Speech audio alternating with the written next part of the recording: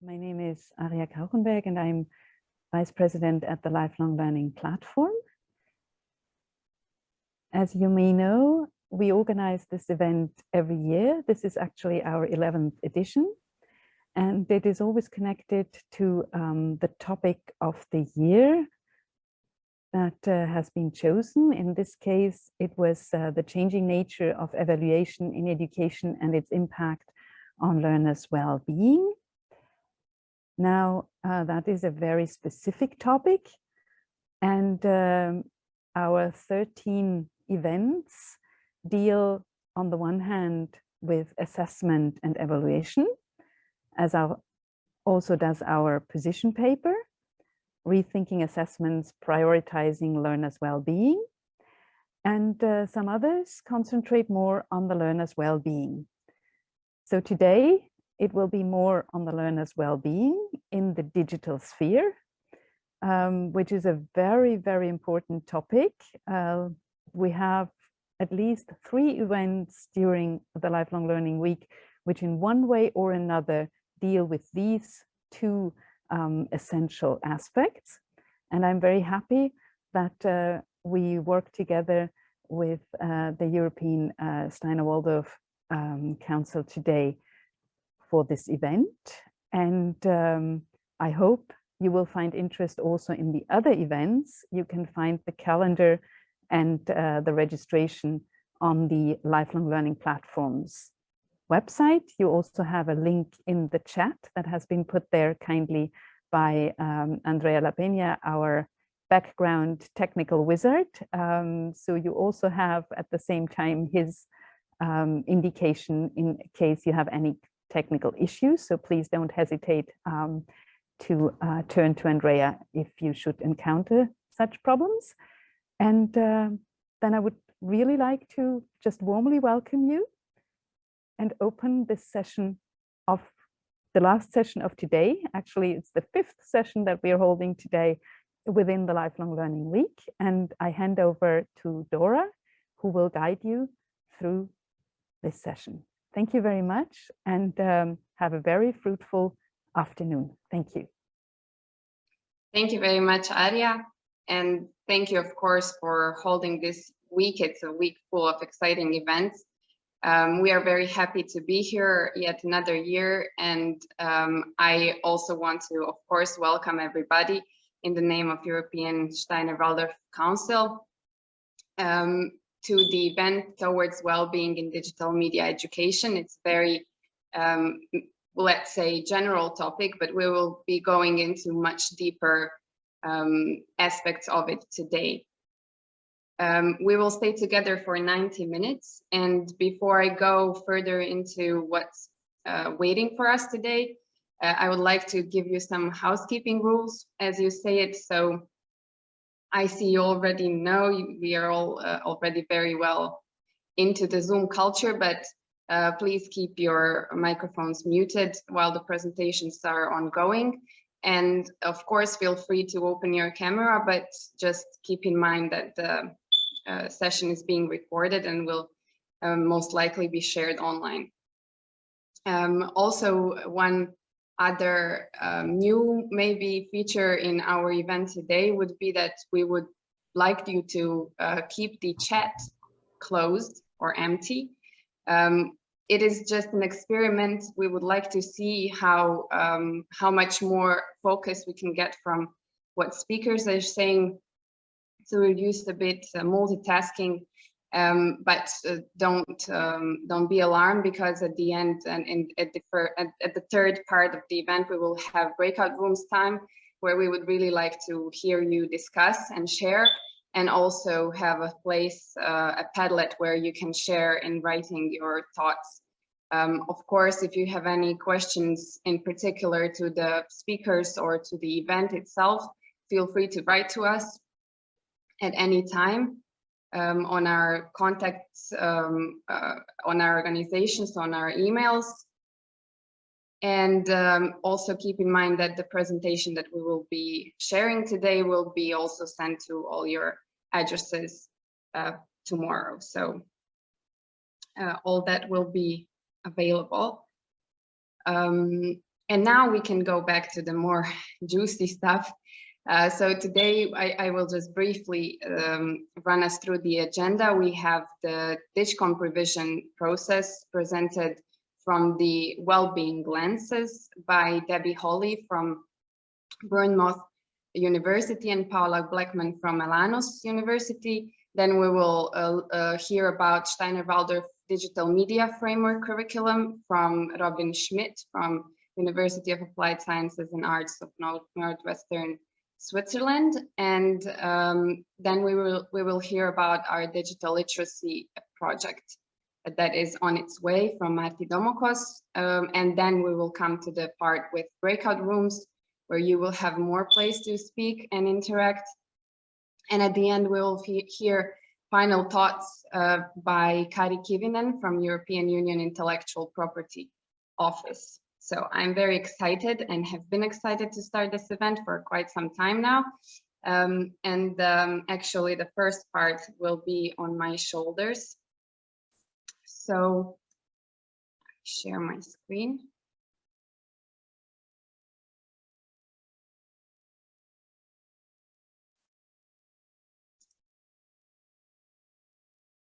So we have been, as European Council, members of the DigComp revision process in its community of practice groups handled by All Digital in the working group on well-being and health.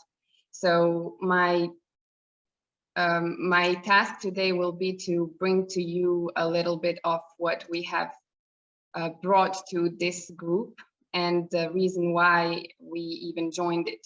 And in the words of Chiara Riondino, who is the head of unit at Ditch Employment, she said that DigComp has provided a common understanding across the EU of what digital competences are and provides basis for framing digital skills policies in the member states, in the regions, and in our schools. Which is the very important part for us. Many member states and regions in Europe have used DigComp to develop their skills policies to shape their curricula or for assessing digital competences in education and training. And for us, this was the main reason why we joined this work. So at the beginning, we started already in January this year, and throughout the whole year, stakeholders were invited to participate. The process was handled by the JRC, but also in cooperation with the community of practice that was handled by All Digital. We are very grateful for such an open and transparent process and are very, very looking forward to the final outcomes, of course. The main task was to pick between all this list of 21 competences that you see in the middle and find the knowledge, skills, and attitudes that will describe these competences, because up until now, the framework only had the list of competences, but no other specifications. And the work of this year, the work of 2.2 revision process, was to bring together knowledge, skills, and attitude statements and use them to describe all of these competences. So apart from that, all our work was divided into working groups, as I have mentioned earlier. And the one that we were most active in was the one on safety and security. Actually, it's a subgroup on health and well-being, so 7.3. Just briefly, throughout this year, we have met for more than 20 times. We've been working with sharing documents. We've been discussing our values. It was a very fruitful coordination with JRC. We had a very broad participatory concept, so all the other members of the community of practice also had insight in our work, and we also had insight in their work, which was very, very helpful. We even held a webinar on our work in May this year, so later you can check that recording. And now currently we are in the process of coming up with a briefing paper where we describe this whole process. And without further ado, I'm very happy to give my word further to Debbie Holly, who will bring us more closer to the content side of our work. Thank you so much, Dora. So yes, we've had a really collaborative year, and I think we've done an awful lot to think about and to conceptualize some of the things that we could include in this DigComp revision, but also to think about some other ideas that we could take forward once the process is finished. So if you're happy to move on to the next slide, please, Dora, that would be really good. So we had to keep within the current DigComp framework, and you can imagine, digital health and well-being with COVID has just exploded. And so it was very difficult to frame the work and to match with what already exists. But we worked really hard, and we looked at bringing together the knowledge, skills and attitude statements that could enhance the DigComp framework. And we really felt that at the heart of what we were doing, our message was putting the digital technologies users' well-being as the imperative. And I think one of the most significant gains we made was thinking about having non-use of digital as part of the digital continuum. And Paula's going to pick up on that a little bit more after I just very quickly cover on the next slide. Thank you, Dora. All the different things that we talked about. So these are the key things that we've managed to feed forward into the EU digital competence revisions. We've got them written out there, but just over on my left, you can see one of the things we looked at was this idea of digital balance, and really thinking about users and signposting when people should perhaps be taking one step back. We did a lot of work on considering addictive behaviors. And then I think most significantly, I think a lot of our adult bad habits perhaps come from children's bad habits, and really thinking about what work was there available to guide us on screen guidelines for children. And, unless we get this right in schools, it's not going to inform fantastic citizenship skills going forward.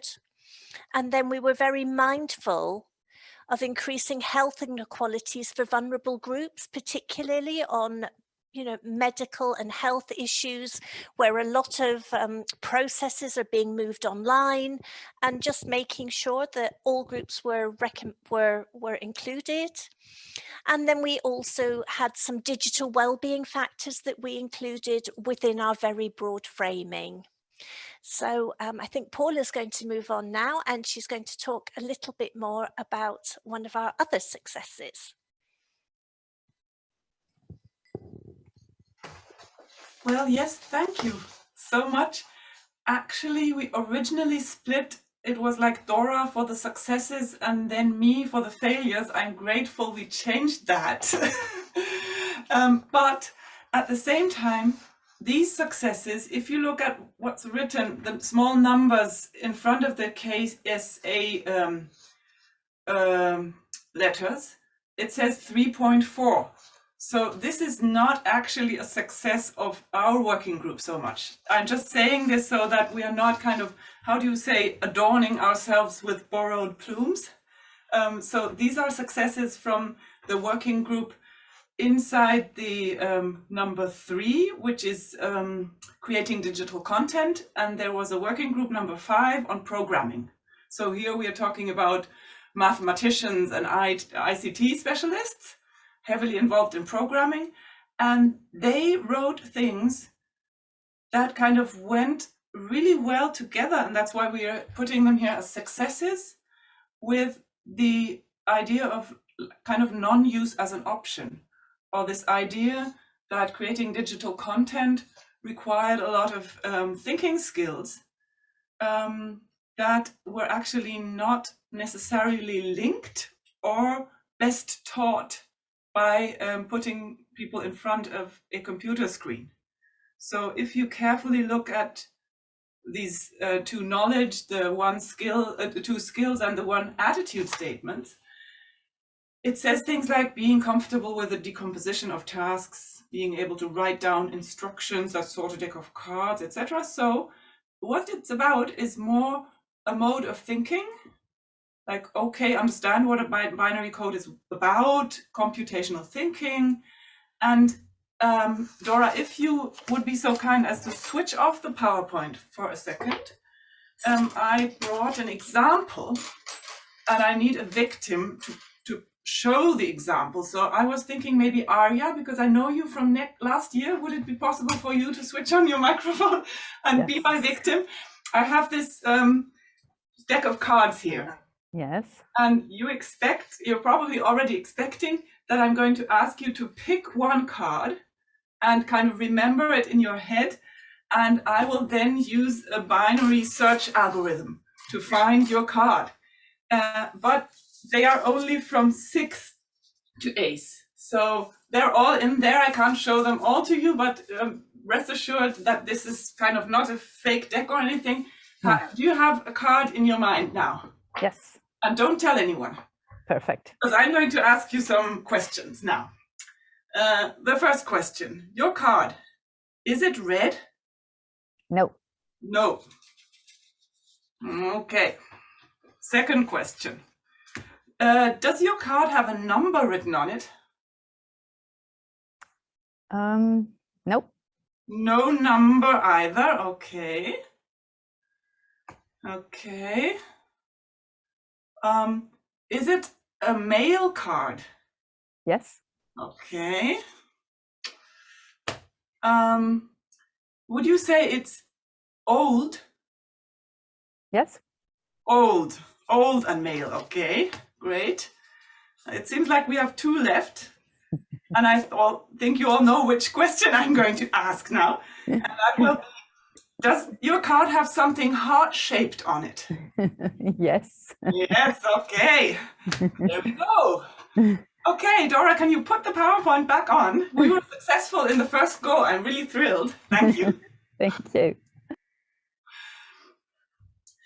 So, okay, you could have a second look at these knowledge, skills, and attitudes, because what I just did was actually show how a binary searching algorithm works.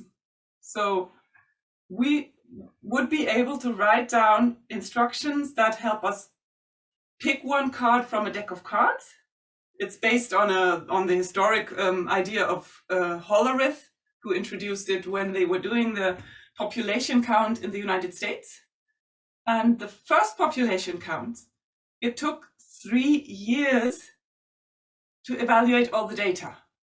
Then with this wonderful hole-punched card technique that you see here, they were able to do it within weeks.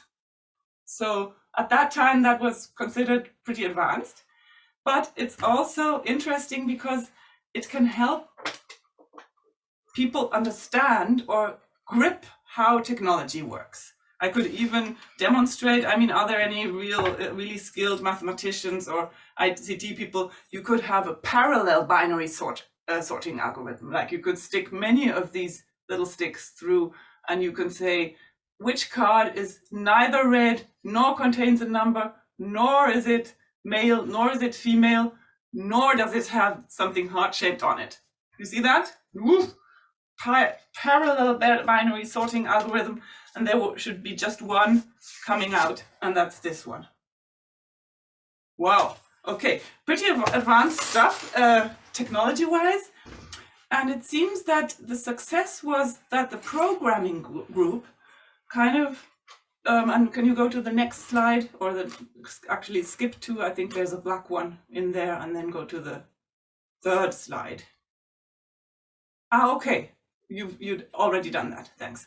So considering that, the expert recommendation, if we talk about well-being in the digital age, is that for healthy development and well-being of children and adolescents, screen time should be cut by half. So you can see 4 to 6 years, 7 to 12 years, 13 to 18 years. In each age group, the average use time of screen media is about twice as high as the recommended maximum. And then Corona came. And that further increased screen time. So right now we could say cut screen time by 2/3. And at the same time, take digital competences and fostering them in educational institutions very seriously. So you will understand why I'm such a fan of this card trick, because it allows me to foster digital skills without increasing screen time. Next slide.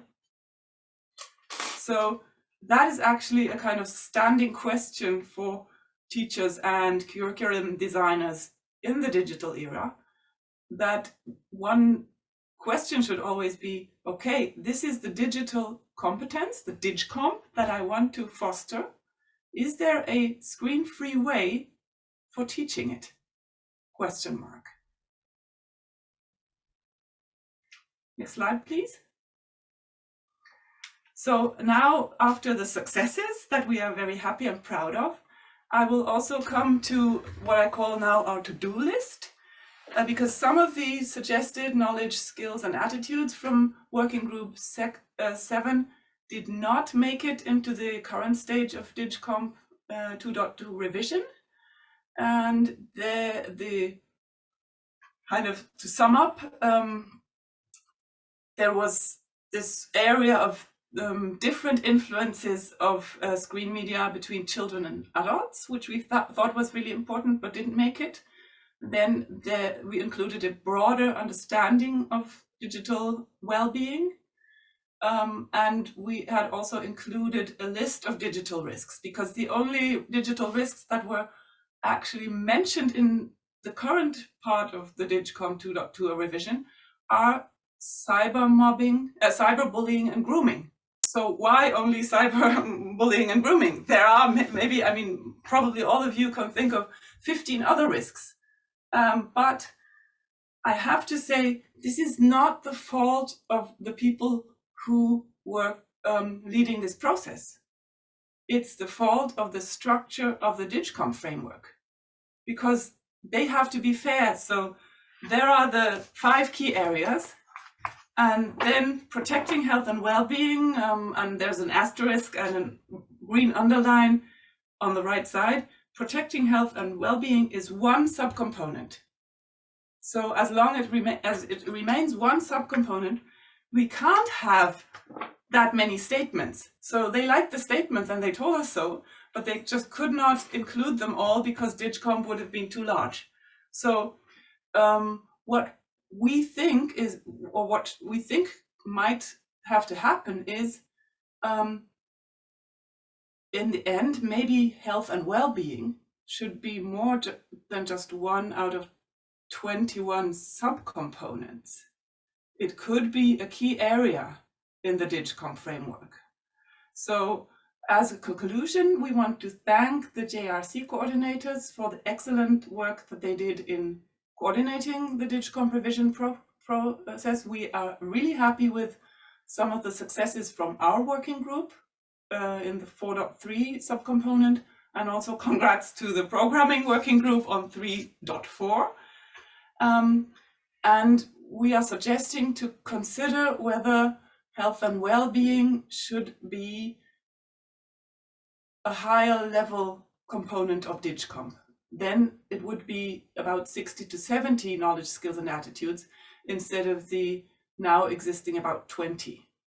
And we have some more ideas for the eventual revision 3.2 of DigComp.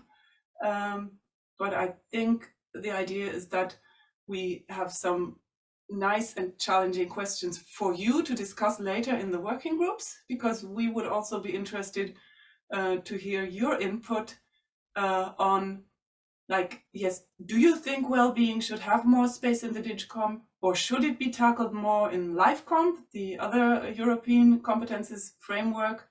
what other knowledge, skills, and attitudes are missing that maybe we didn't think about in Working Group 7. So you're very welcome to give us your answers in the Padlet or through other means of communication during breakout rooms time. Thank you so much.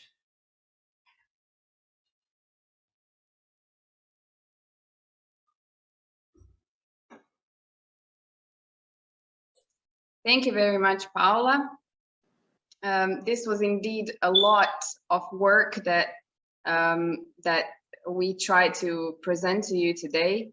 And of course, this is not yet the final product, so we are still very eager to find out how the final version of the DigComp 2.2 revision process will look like. If I am not mistaken, Stefano from All Digital is also joining us today, so I wish him very warm welcome to this event, and again want to say that we are very grateful for being a part of it. So moving on, please keep your thoughts, keep your answers and comments with you. We will have time to discuss them.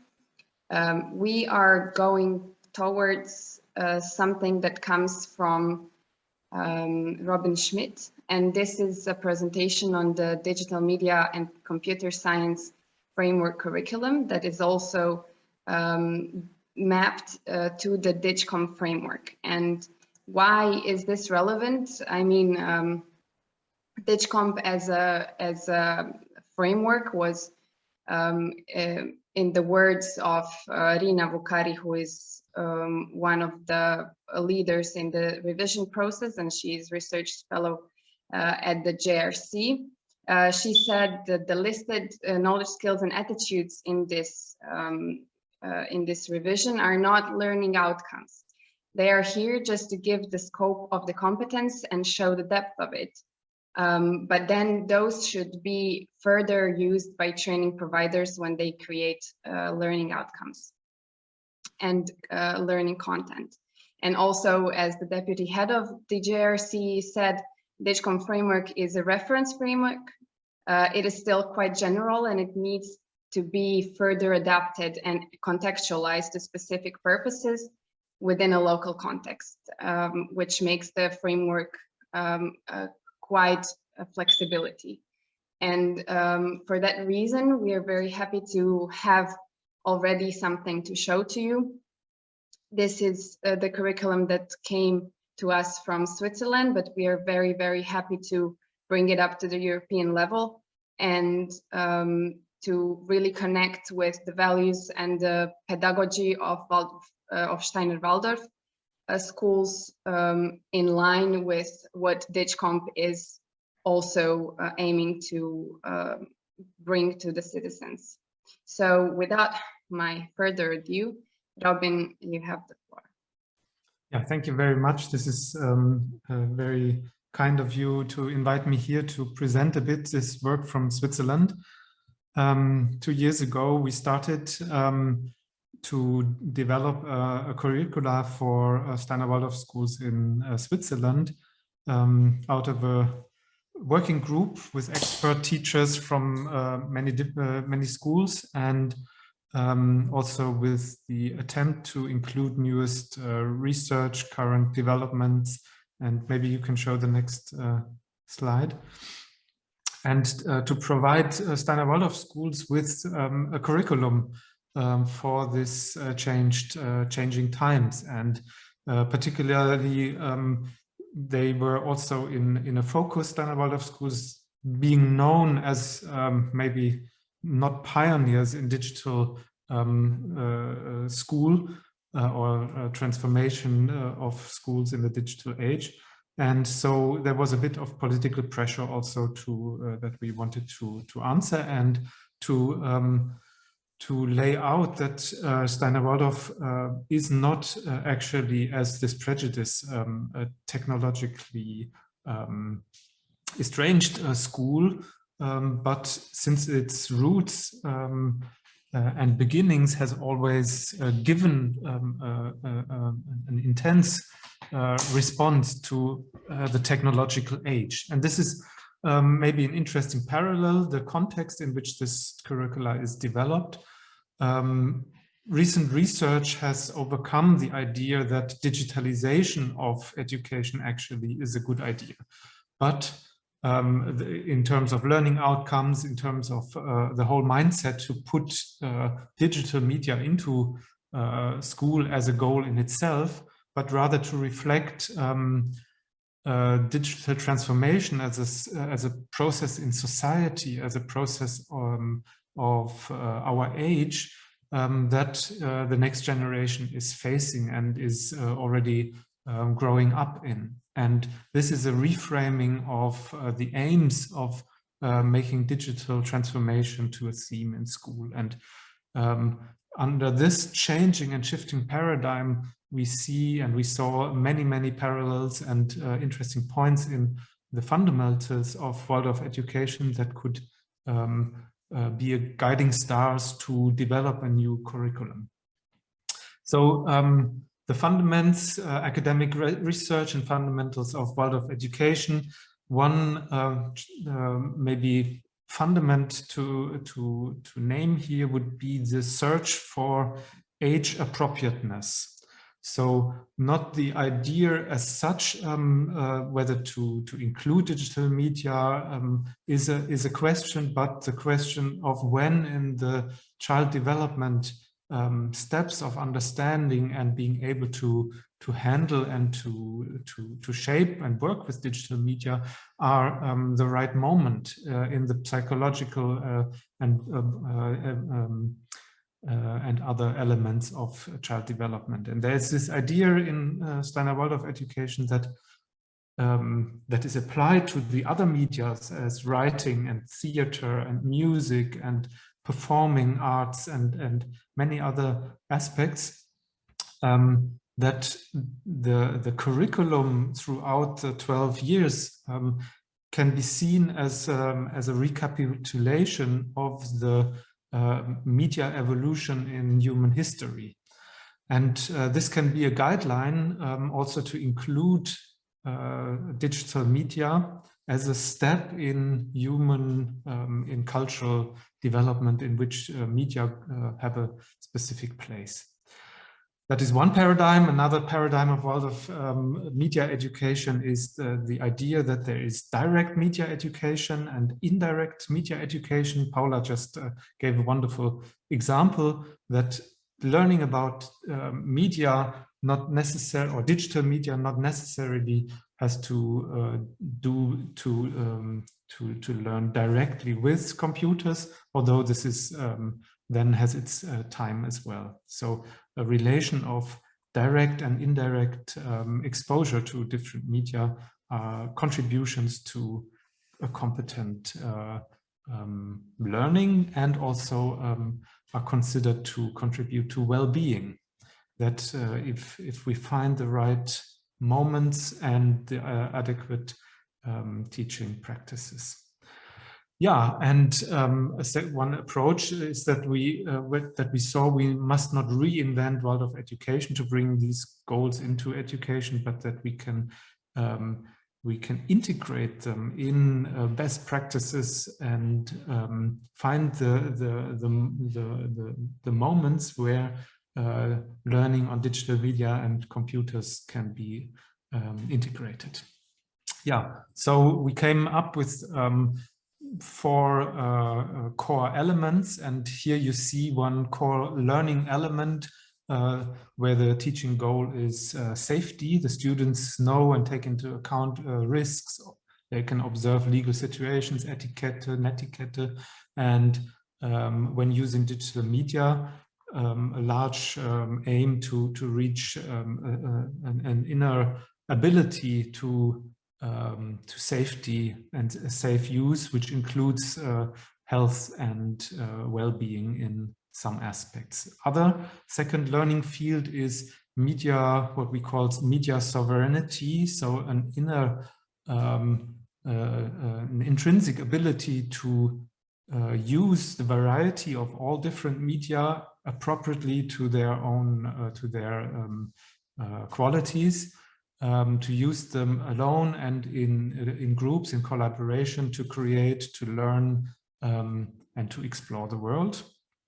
And third, a field where it is about computers themselves, of understanding the technological side from mathematics, physics, and other subjects that are the basis of computers, and also to use them, to be able to program them, aspects that are in the DigComp framework we see as well. And then that is a perspective that is in research in this field is becoming more and more relevant. And there we are just at the beginning, where ICT is included, the learning about and the learning with ICT is included in the learning of the different school subjects, such as sports, history.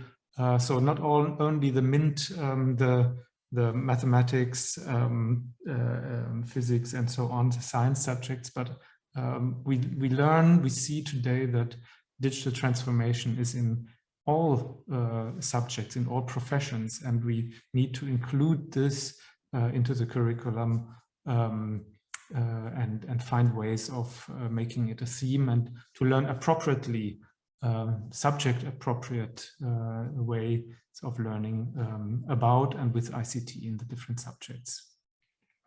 Yeah, so that's for areas of learning, and here in each of these domains, we then made detailed descriptions. We will see an example, and designed modules for the curriculum throughout the 12 years of Waldorf education. And just as a last element to show you a few of these elements. Yeah. Here you see the outline of this first field of prevention, where it is all about safety, about well-being and safety. And the structure you see, there is a first competence field that is more general, and then this is outlined more in detail, P1 to P6. And on the other side, you see how it is then put into a curriculum from kindergarten, year 1, 2, 3, 4, 5, 6, 7, 8, 9. And then it's not on this page, then also the same for the upper classes, upper grades. And yeah, here we address these questions of digital privacy, to know how to deal with that, to learn also to identify addictive behavior, problematic behavior, all elements that are partially also in the DigComp, but there's many aspects that are here that are not covered in the DigComp framework.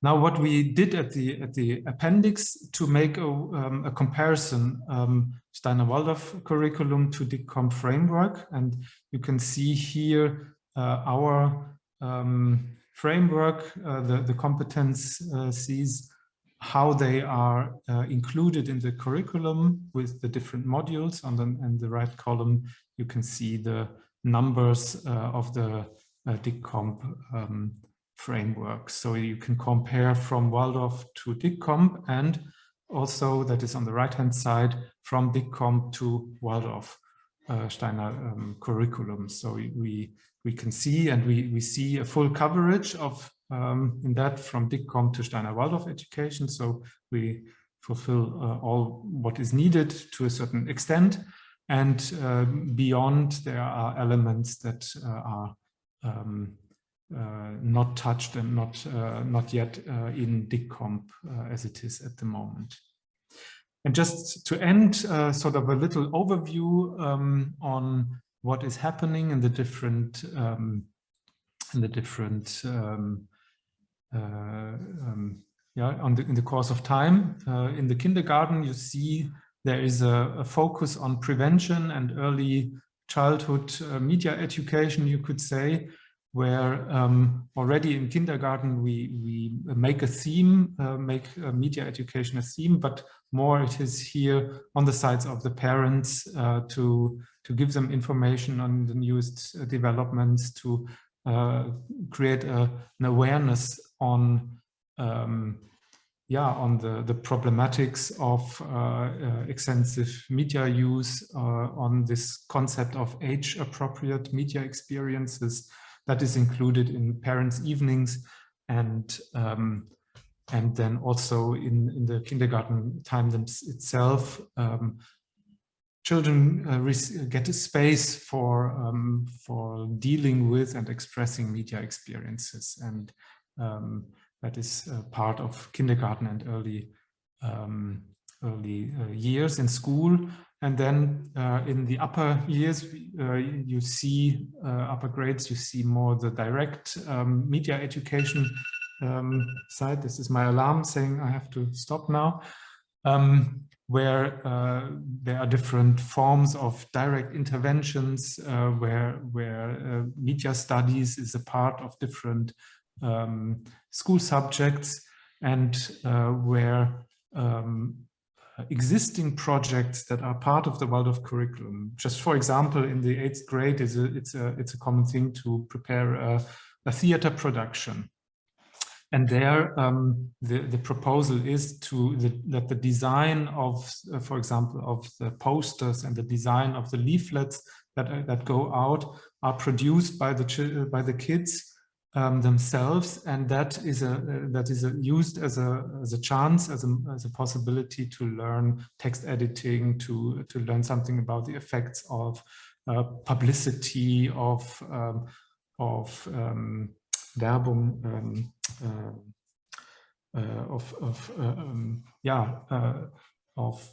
different marketing and advertising. Yeah. Thank you, advertising. That we couldn't find that word. Yeah. So how media work can be learned in an example that is sense making in itself, because they are creating an object that is also needed, and it's a real object that they create. So thank you very much. This is a little introduction, and maybe you are inspired to have a look at this curriculum, and maybe it can be of use in the context where you work. Thank you very much. Thank you very much, Robin. Always a pleasure to listen about this curriculum, but of course it is just one of the suggestions or one of the curriculums that can be brought to the schools. So of course it is open for further use, but it is also here as an inspiration as well. On our way forward, I am very glad to bring us to something that is happening or is waiting for us in the future, because we in X-Way have brought together a very rich list of partners, of which some representatives are, or quite a few are with us today here. Very good to see. And the project that we are going to do in the upcoming years is on digital literacy, but something that will answer quite a broad questions coming from both pupils, schools, teachers, and parents.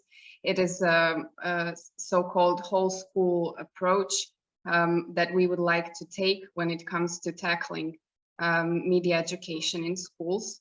So Arti, I am sure you will now give us a bit more on this project, and then we can jump to the breakout rooms. Okay, thank you, Dora. Yes, as Dora said, we set out at X-Way to write a project. It's an Erasmus Plus project that it's still not approved. We do not know yet whether we get the funds or not. But why we embarked upon this project is to bring together all the rich material, rich research that is out there, and with many partners, and our aim is to support schools and parents in helping their children become media mature adults with sufficient digital skills to use in their private and working lives later. As you can see, our project is called Hermes V Double M, and actually we have Paula to thank for this acronym. And this stands for Holistic Education, Resilience, and Media Maturity in Educational Settings. And our subtitle explains it just a bit more. It is Parents, Teachers, and Researchers Working Towards a Development-Oriented, Age-Appropriate Approach to ICT and Media Education. Well, that's a mouthful, but it gives back the general ideas of what we would like to achieve. What we realized is that it is really one of the great challenges of our time. Yes, I will tell you, Dora, when we're there. Thank you. Just go back. Thank you. Okay. So this is one of the great challenges of our time, to help children and young people in the development of their media maturity and digital literacy. As we all realize, technology is evolving on a daily basis, if not on an hourly at this moment. And sometimes adults who are around the children, parents and teachers are confronted with the fact that children and young people in their care are using technology and are moving in virtual worlds that the adults can hardly even comprehend. And they are often called digital natives. However, okay, they can use digital technology in a way that that surpasses often ours. But the question is not that. The question for us is how they are using it, and whether they are able to digest contents, and whether they are aware of dangers and pitfalls that lurk in the digital world. This ties in with the well-being aspect, and how to deal with this at different age levels. What we also connected to was the resolution of the European Parliament, the Shaping Digital Education Policy, which was published in March this year, where the European Parliament suggests to, I'm reading it now, introduce digital technologies in a learner-focused, age-appropriate and development-oriented way, insisting that digital learning strategies need to take into account research on the effects that early use of digital technology may have on the development of young children. So this very strongly resonates with values and beliefs of our partners. And please, Dora, show us the partners. I'm not going very much into this because I want to have time for discussions as well. But here you can see our formal partners in the project. We have also a score of associated partners as well. And if you look at it, you can see that from these 12 partners, actually 3 are parents associations. So we would really like to stress the cooperation here. And we would like to reach that at the end of their school career, all pupils are able to use the full range of analog and digital media properly for their future education, for their participation in society and their working life. And whereas we find that the timing and the form of using digital media in education should closely be aligned with the developmental phases of children. This is something that Robin also stressed when he talked about the Swiss curriculum. So therefore, teachers and parents and researchers have joined their resources and aim to work towards helping the children and young people to become resilient and media mature citizens. who can make their own informed choices on how and what for they use digital technology. So Dora, then our tangible result part. So we have clear aims, objectives, what we would like to reach with this project. And the first one is to collect rich and interesting research and practical information that teachers and parents can use directly as well. Then we would also like to work on a framework curriculum, which will be greatly helped by Robin's curriculum as well, which is adaptable to national or even school level. And then we would also like to, we are also going to develop guidelines for school policy. And if you look at this, this does not involve how to use curricula or what to use in digital education. That is also included, but this is very much focused also on how to create conversations between parents and schools, teachers, in order that that the children get the same kind of ideas and values and ways from both sides when developing their media maturity and digital literacy. And last but not least, we would also like courses and webinars for parents and teachers where all these findings and the tangible results can be shown. So this is still very exciting for us because this project is still in its assessment phase at the European agency. However, regardless whether we get the European funds or not, we will go anyway into some aspects with the partners forward with this project. So, but that was that in a nutshell. And now I would invite you to join breakout rooms and have conversation in groups of 4 or 5 people.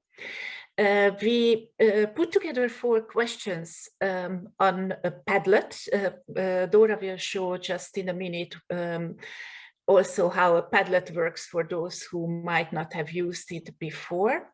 And these 4 questions are: which of the aims of this project that we presented speaks to you most and why? But you can also include anything else that you heard before me today. Then, should well-being related statements have more space in the DigComp? And if yes or no, why? And then again, what would be the most important to work on in the field of education concerning media maturity in digitalization, in your opinions? And what else would you like to share with the group on the theme? So that is the chance that we offer to you. So instead of chatting in the Zoom chat, to chat then here. This Padlet link will be shared tomorrow with you together with the presentation, and it will be open till next Monday, so that if something jumps into your mind in the coming days, then we would be glad and grateful if you could share that with us. So thank you. Dora, will you show the Padlet, please?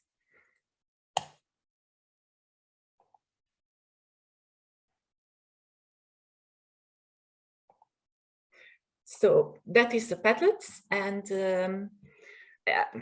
if you haven't used it yet, then I'm sure in your group there will be someone who has. You can add either comments under the questions, or you can, with that plus sign, you can just start a new message. Yeah, thank you, Dora. And we have now, because we are very good with time, we would like to come back into the main room at 6:20, if I'm right, if I'm correct, Dora. So that Kari, yeah. Yeah, we will be coming a little bit before that, but indeed we have a good 20 to 25 minutes. And this is maybe one of the most important part of this event on our side. We've heard all the content side already, of course, when preparing this event, but we have not heard back from you yet. So we hugely encourage you to really think about these questions, think about things that are outside these questions that popped out during today's event, and use this chance to share your ideas with us. Since the project in itself, the one that Marti had presented, is still in its beginnings, we can also incorporate some of your ideas in the deliberation of the project. So this is really something that we are very open to, and are very glad if we get some of your meaningful thoughts.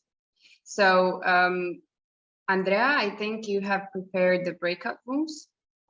Yes, dispatching participants as we speak. Great. All right, Matti, do you want to have some? I don't really need feedback. If that's the question, I'm not going to do now a round of who did what in the groups. I would still like to stress that your help would be very welcome, and that if the coming week anything pops into your mind on the topic, or you can share material with us that we can all see, or ideas, that would be more than welcome. So thank you for joining us anyway in this task, this session. Okay, Dora, the word is yours again. Yes, thank you, Marti. For me, this time flew by. I hope for others as well, because it is the end of a very busy day, I'm sure, for all of us. But I am also very, very eager to hear from Kari Kivinen, who we have the pleasure to host today. He comes from European Union Intellectual Property Office and is one of the newest partners of Lifelong Learning Platform. He's also active in DigComp 2.2 revision process. He is a member of European Commission's expert group on tackling disinformation and digital literacy through education and training. And another highlight of his today's portfolio, what happens to him every week, is that he is engaged in a project called Facts for All, which is European SchoolNet project that's co-funded by Media Literacy for All program of European Commission. And the project aims to increase awareness of critical thinking in relation to online disinformation across generations and the whole school community approach. So which includes what we had previously also mentioned, teachers, pupils, and parents, even grandparents already. So without further ado, I would really like to hear how he assesses, or what are his thoughts of, or Kari, what are your thoughts of today's event, and whatever else you'd like to share with us in these last few minutes. So first of all, thank you for letting me in. I don't have this Waldorf school background. I've been working with many Waldorf schools in different countries though, and I know more or less the thinking and the ideas behind. I share your concern about the online environment and the dangers of the online environment. Nevertheless, I have been a headmaster of very big schools, and I have seen pupils coming to school, everybody having their mobile devices on their hand, leaving the school having their mobile devices in their hand, being outside of the school with their mobile devices in the hand. So for me as an educator, the biggest problem for me is how to give them competencies to keep safe in their own environments. Very often parents don't know what their children are doing. They don't know what kind of programs they are using. They don't have a clue of the networks that their children are involved with. So the whole school approach, what we are now together with the European SchoolNet are promoting, is very close to our hearts. At this moment, I work in the EUIPO. I'm leading an education project with 27 ministries of education. Our goal is to promote creativity, innovation, entrepreneurship, and responsible digital engagement among young Europeans. And because of this last sentence, the digital engagement, I'm involved with a lot of things. A few words about the expert group. The European Commission in this Digital Education Action Plan has several files and streams, and one of them is this DigComp 2.2, and then other one is this expert group. So 25 experts all around Europe are now thinking and working together in order to find ways and give recommendations how to tackle disinformation, how to promote digital literacy. And I'm facilitating a group which is called Student Engagement and Community Approach. And in this group, we are thinking what kind of recommendations we could give to the schools, school organizations, including management, teachers, school providers, also parents, the whole school community, in order to develop common approach on how in our environment we deal with the digital devices, online environment, with also with the dis and misinformation. And it's a quite challenging group to work with because it's a big and important issue. And we have had 2 meetings, and we are launching the recommendations next September, and the first report is coming out somewhere in February. But I would like to share with you something totally different. I've been also working with the Council of Europe. They have a pretty wonderful network of democratic schools. I don't know if you have heard it, but they are very close on their thinking on what the Waldorf schools are dealing with. And this Council of Europe has created a pretty amazing framework. It's called Reference Framework of Competencies for Democratic Culture.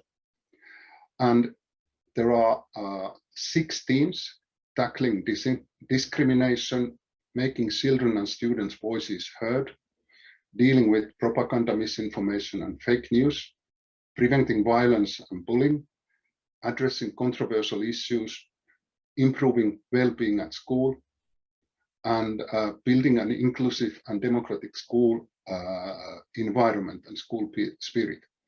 So I would warmly welcome you to have a look of this framework. It's, I mean, I could hear that you're a little bit disappointed by the DigComp, that well-being is not the first and only thing in the frame, but also in this European Council of Europe democratic school framework, it's very present. So it's something worth looking at.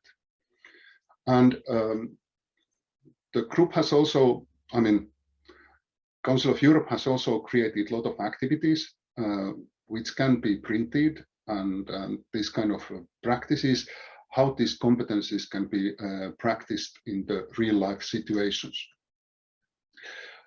Dora made so long presentation that he already mentioned that we are working now with this Facts for All with the European SchoolNet. We are kind of developing a MOOC. It's coming out in March, and maybe the test versions will be available somewhere in January, February. But the idea there is to create a MOOC when the teachers are going it through. They get ideas and information and tips and hints and competence and confidence to launch in their schools this kind of community approach, inviting parents, grandparents, and other teachers to work with. Because this is a whole school community thing. if one teacher is doing something and the other ones are ignoring it, it's not effective. I mean, it's the school culture, the school community, which has the power. And I would very much like to wish good luck to your your application. I know that it's sometimes very difficult to get applications through, but I think that you have the excellent coalition of background organizations, parents associations, which are not listened enough. Did you have any student association there? I mean, we are very seldom not listening enough what the students have to do. And I have a very good experience. For example, I had last week a 1-hour meeting with the European Student Union, and they had splendid ideas and splendid from the young perspective. So that would give an additional element to your application.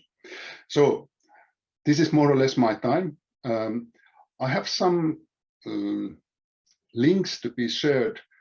May I put them in the chat, even though it's forbidden? Yes.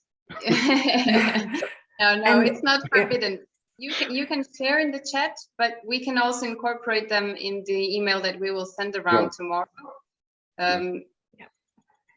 So everyone can get it. Yeah. I will share something in the chat. Yeah. Yes. Thank you so much. Thank you. Thank you, Kari. It was great to have you with us, and I hope this is a beginning of something that we can further develop throughout our work in this field anyways. So thank you for being here today. And of course, thank you everyone who were here today. Now, please enjoy your evening, take good rest, and we will come back to you tomorrow. Okay.